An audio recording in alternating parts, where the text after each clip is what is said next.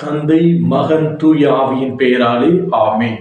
ஆண்டவர் உங்களோடு இருப்பாராக, உம் ஆன்மாவோடும் இருப்பாராக. இயேசுவில் பிரியமுள்ள சகோதர சகோதரிகளே, இன்றைய நற்செய்தியானது லூக்கா எழுதிய நற்செய்தி 18வது அதிகாரம் 35 43 முடிய உள்ள வசனங்கள். லூக்கா எழுதிய நற்செய்தி 18வது அதிகாரம் 35 43 முடிய உள்ள வசனம். ஒரு பார்வையற்ற இளைஞனுக்கு இயேசு பார்வையளிக்கின்றார். அவன் ஒரு குருடன். அவன் ஆண்டவரிடம், ஆண்டவர் இயேசுவே, நாசரேத்து இயேசுவே, என் மீது இறங்கும் என்று 2 முறை அவரை பார்த்து கத்துகின்றான், கேட்கின்றான். இயேசு அவரிடம், உமக்கு நான் என்ன செய்ய வேண்டும் என்று கேட்கின்றார். உடனே அவன், நான் பார்வை பெற வேண்டும் என்று கூறுகின்றான். அதற்கு இயேசு, நீர் பார்வை பெறு, உமது நம்பிக்கை உன்னை குணமாக்கிற்று என்று கூறுகின்றார். பின்பு அவன் அவரை பின்பற்றினான். இதுதான் இங்கு முக்கியமான விஷயம். அவன் தனக்கு உதவி கிடைத்தவுடன் இயேசுவை உதறி தள்ளிவிட்டு செல்லவில்லை.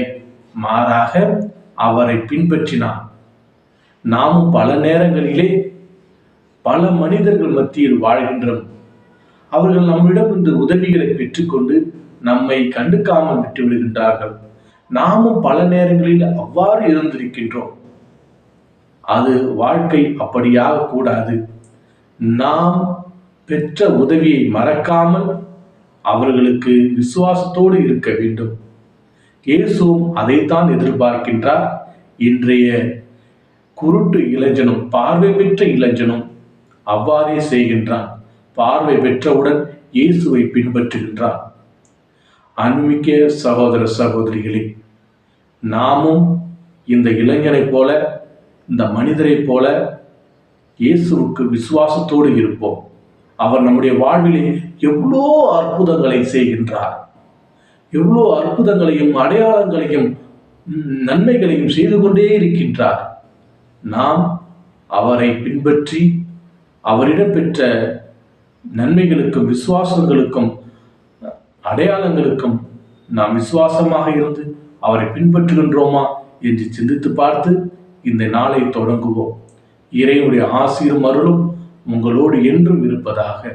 எல்லாம் வல்ல இறைவன், தந்தை, மகன், தூய திரு ஆவி உங்கள் அனைவரையும் இறைவன் நிறைவாக ஆசீர்வதிப்பாராக. ஆமென்.